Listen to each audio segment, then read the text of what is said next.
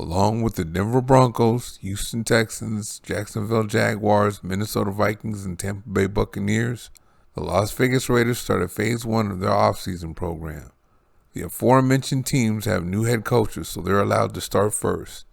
I wish they could run plays now to get the offense and defense used to their new respective football languages and play styles.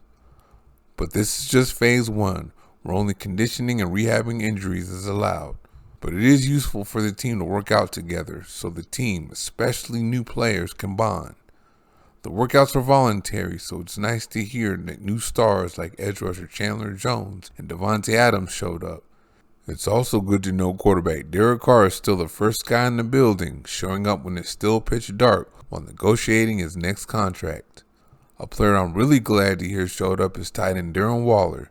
That way, all the rumor mongers can keep his name out of their mouths. There have been some ridiculous rumors that the Raiders were ready to trade the star tight end, but GM Dave Ziegler and head coach Josh McDaniels came to Vegas to win now, and getting rid of one of your best players is not the way to do that. That was the last regime that wanted to blow the whole thing up and get the Raiders into rebuild mode by trading edge rusher Khalil Mack and receiver Amari Cooper in 2018. That took the pressure off of then head coach John Gruden to win immediately, so he had time to get back into the coaching swing of things. He had 10 years to figure things out before the email incident, but the new regime is used to winning from their time in New England. However, there are those that think Waller is in a contract situation.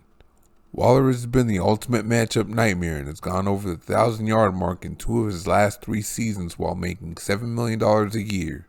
Other elite tight ends such as Travis Kelce, George Kittle, and Dallas Goedert made over twice as much, and Mark Andrews, Jonnu Smith, and Hunter Henry made $12.5 million a year. The fact that he has signed with Clutch Sports is also adding fuel to the fire. We can't forget he was a high-risk player at the time he originally signed with the Raiders, and 2022 isn't the last year of his contract, so this is not a high-leverage time for him. But I'm pretty sure he and the Raiders will get something done not too long after quarterback Derek Carr gets his deal done. The Raiders are still in good salary cap shape for 2022, so there shouldn't be any problems. They're also in good shape for this year as the Raiders will have more than the $5.3 million under salary cap they now have after June 1st. The Raiders have $8 million coming off the books for Carl Nassib and another $11.75 million for linebacker Corey Littleton. When they file their grievances for Henry Ruggs and Damon Arnett, another $8.4 million will come off the books. That's a little over $33 million, so there will be plenty of salary cap space. The Raiders traded their first and second round picks, so their draft class won't cost so much.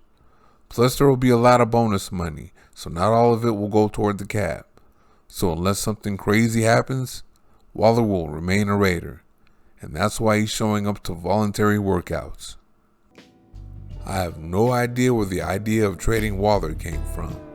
People are starting to get pretty creative these days.